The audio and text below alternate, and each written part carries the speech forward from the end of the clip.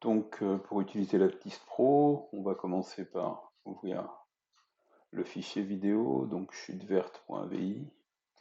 On revient à la première image. On va sélectionner du coup l'origine, on va aller la placer, l'origine d'espace. Ici, on va indiquer qu'on a une longueur connue sur la vidéo qui fait 1 mètre.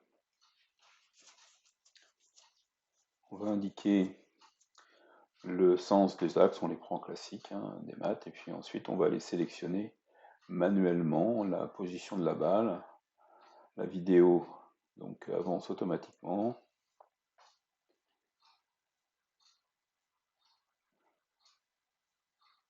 Quand on a terminé, on ferme sa fenêtre graphique.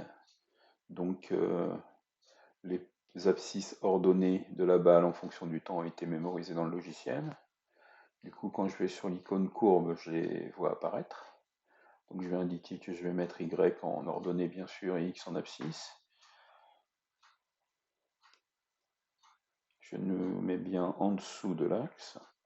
Je n'oublie pas de préciser que bien sûr pour que ce soit une trajectoire, il faut que ce soit un repère orthonormé. Et donc je vois bien apparaître ma trajectoire. J'ai plus qu'à l'imprimer et à l'exploiter. Vous pourrez trouver l'exploitation dans la correction du TP. Deuxième étape, je vais pouvoir essayer d'utiliser le tableur. Donc à l'intérieur du tableur, je vais pouvoir mettre le temps, l'abscisse X et l'ordonnée Y. En fait, j'ai bien ici les valeurs relevées par mon pointage. Pour calculer les vitesses, je vais utiliser le modèle qui dit que je vais aller calculer les vitesses en prenant MI plus 1 sur TI plus 1 moins TI, c'est-à-dire en fait 0,04 secondes. Donc pour ça, je vais définir une nouvelle grandeur. Là, c'est spécifique au logiciel. Je vais l'appeler V, bien sûr. Si je dois tracer un graphique, je vais faire un graphique avec des croix. L'unité, c'est le mètre par seconde. Et puis, bien sûr, si je veux la vitesse V0, il va falloir que je calcule la distance entre M0 et M1. Pour ça, je vais faire la racine carrée de la somme des carrés des coordonnées du vecteur déplacement. Donc, y1 moins y0 au carré. Donc, petit chapeau de l'axe en circonflexe suivi d'un 2. C'est ce qu'on utilise en général en langage numérique, plus y1 moins y0 au carré. L'instruction dans ce tableur pour la racine carrée, c'est SQRT, d'où le égal SQRT de y1 moins y0 au carré plus x1 moins x0 au carré.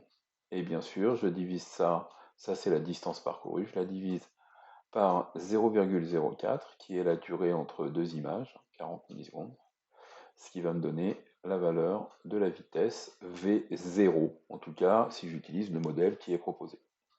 Bien sûr qu'ensuite, par un copier-coller, je peux avoir toutes les vitesses jusqu'à l'avant-dernière vitesse, V12.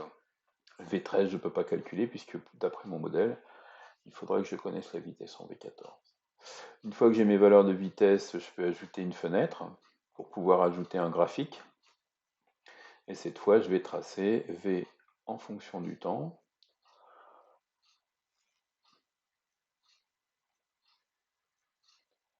Donc je vois que j'ai une croissance de la vitesse quasi linéaire. Je pourrais la modéliser par une droite, mais pour l'instant, on n'en est pas là. Ensuite, pour déterminer les coordonnées du vecteur vitesse, je vais continuer à appliquer mon modèle. Je vais définir un Vx en mètres par seconde. Je sais que la coordonnée V0 de la vitesse, c'est le déplacement x1 moins x0 que je vais diviser par 0,04, la durée pour faire ce déplacement horizontal. Donc ça me donne la vitesse horizontale Vx. Alors je peux constater qu'en faisant bien sûr un copier-coller, je peux calculer rapidement les vitesses. Elles sont quasi nulles, ces vitesses.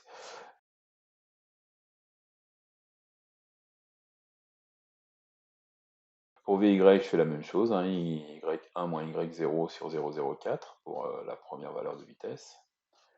Copier-coller, là je vois que bien sûr toutes mes vitesses sont négatives et de valeurs de plus en plus grandes, ce qui est normal. Et puis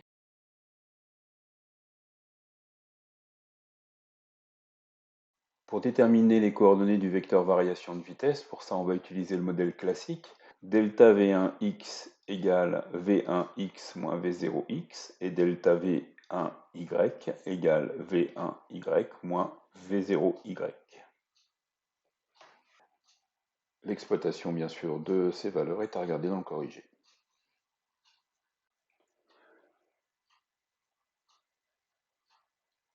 On va passer maintenant à l'étude expérimentale numéro 2.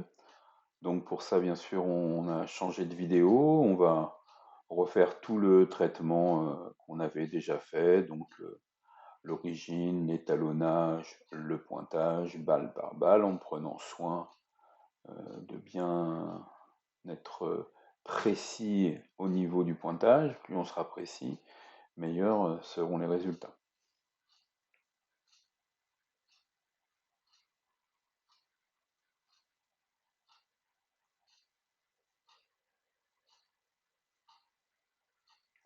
Une fois le pointage terminé, on ferme sa fenêtre graphique.